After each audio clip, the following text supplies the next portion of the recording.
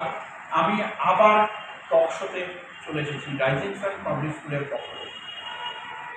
আজকের টপিকটা হচ্ছে ইংলিশ শেখা। আমার কাছে অনেক গার্জিয়ান কমপ্লেন করে যে আমার বাচ্চা তো ইংলিশ মাধ্যমে পড়ছে, কথা বলতে পারে না কেন, লিখতে তো পারে, কথা কেন ভালো ফ্লুয়েন্টলি বলতে পারে না। তো ভালো করে ভেবে দেখা যাক যে আমরা হিন্দিটি কী করে ফ্লুয়েন্টলি বলতে পারি।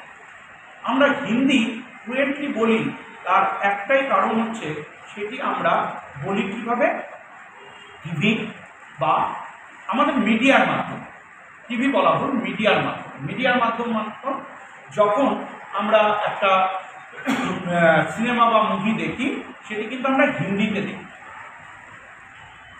তাতে কী হলো, বাংলা বা হিন্দিতে দেখি। বাংলা আমাদের মাতৃভাষা, বাংলাকে ভুললে চলবে না। বাংলাকে সঙ্গে রেখে আমাদের ইংলিশটিকেও আগিয়ে নিয়ে যেতে হবে। কীভাবে এগোবো? আর যেভাবে আমরা হিন্দিকে দেখছি ঠিক সেইভাবেই আমরা ইংলিশটিকেও আমরা দেখতে পারি। তার মানে কীরকম, যদি আমাদের ইংলিশ যেভাবে আমরা দেখছি, মানে কীরকম হিন্দি কীভাবে দেখছি। আজকে একটি বাচ্চা কার্টুন দেখতে যাচ্ছে, সেই কার্টুনটি আমরা হিন্দি ভার্সনে দেখাচ্ছি। আজকে আমরা একটা হিন্দি মুভি, শাহরুখ খান, তারপরে সলমান খান, এরকম যেসব নায়ক নায়িকাদের বইগুলো রয়েছে সেগুলো সব আমরা হিন্দিতে দেখছি। একটি সিরিয়াল বাংলা আর হিন্দিতে দেখছি। তাতে কি হচ্ছে, হিন্দিটি আমাদের কানে বারবার বাজছে এবং তার ফলে আমরা হিন্দিটি দেখে উঠতে পারছি। ঠিক সেই রকম পদ্ধতি যদি আমরা ইংলিশে নিই তাহলে কী হবে, ইংলিশটাও আমাদের হাতে রপ্ত হয়ে যাবে।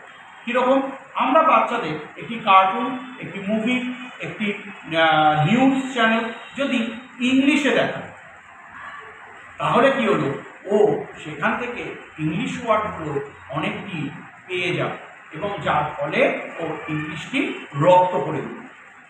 ইংলিশটির ব্যাপারটি হচ্ছে যে ইংলিশ শেখা, ইংলিশটি একটা স্কুলে একটি বাচ্চা খুব ম্যাক্সিমাম 3 to 4 ঘন্টা থাকে, খুব বেশি হলে 5 ঘন্টা। 5 ঘন্টায় তাকে ইংলিশ এনভায়রনমেন্ট আমরা তুলে দিচ্ছি। তারপর যখন সে বাড়ি যাচ্ছে তখন কি হচ্ছে সেই ব্যাপারটি কিন্তু আমাদের বুঝতে হবে।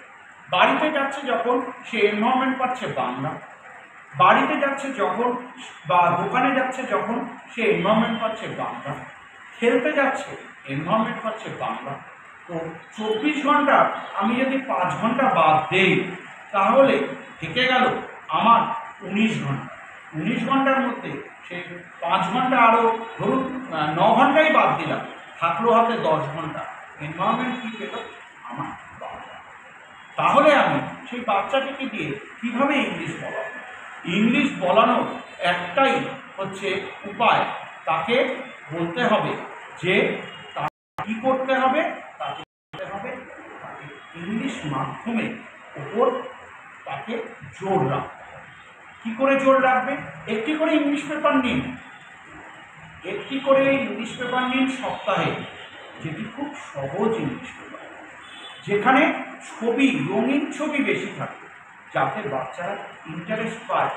যখনই সে ছবি দেখবে তার পাশের ওয়ার্ডটি তার মাথায় অটোমেটিক ডাকতে শুরু করবে।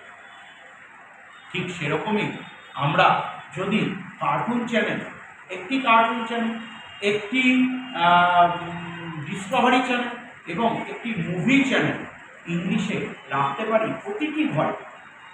আমাদের প্রতিটি ঘরে কিন্তু টিভি রয়েছে, আমরা সেইটিকে যদি ইংলিশে কনভার্ট করে তাকে দেখাতে পারি তাহলে সে শিখতে পারবে ইংলিশ। নিশ্চয়ই অনেক গার্জিয়ান, যেমন আজকেও আমাকে অনেক গার্জিয়ান বললো, ও তো ইংলিশ দেখতে গেলেই কিছুক্ষণ পর বিরক্ত হয়ে চলে যায়। কই, হিন্দিটা তো দেখতে গিয়ে বিরক্ত হয় না, ছবি এক, সব কিছু এক, ভাষাটা আলাদা। কারণ ও হিন্দিটা এত বছর ধরে দেখে ও শিখে ফেলেছে, ইংলিশটা আজকে দেখছে, শিখতে পারছে। আমি ইংলিশটা রেগুলার ওকে দেখাই, তাহলে ওর ইংলিশে কনসেপ্টটা তৈরি, এবং সেই কনসেপ্টটা যদি আজকে আমি ভাবি আজকেই দেব, কালকেই তৈরি হবে না। কিন্তু ওর দরকার ইংলিশকে আগিয়ে নিয়ে যেতে গেলে এই জিনিসগুলোকে তৈরি করতে। তার জন্য আমাদের দরকার ইংলিশটাকে টিভি বা কোনো মিডিয়ার মাধ্যমে তৈরি করা। সকল গার্জিয়ানকে বলবো, আপনারা মিডিয়াটাকে ইংলিশে আস্তে আস্তে কনভার্ট করুন। দেখুন বাচ্চারা নিশ্চয়ই আস্তে আস্তে ইংলিশ হিন্দির মতো বলতে পারে। ইংলিশ খুবই দরকার। বাংলা যেমন আমাদের মাতৃভাষা, তেমনি ইংলিশটাও দরকার। তার কারণটা হচ্ছে ইংলিশ ছাড়া এখন একটি বাচ্চা এগিয়ে যাওয়ার পথে নানা বাধা এসে দাঁড়াবে। সব কিছু পরীক্ষা, সব কিছু পরের এক্সাম সব ইংলিশে তৈরি হয়ে যাচ্ছে। আজকে ডাক্তার, ইঞ্জিনিয়ার বা একটা বাইকের পরীক্ষা দিতে গেলেও ইংলিশে ফর্ম ফিল আপ করতে হয়। সুতরাং তাই বলে আমরা কি বাংলা ভুল না, বাংলা চালাবো। বাংলা বলার আমাদের ভালো, কিন্তু ইংলিশটা বা ইংলিশ বলা আমাদের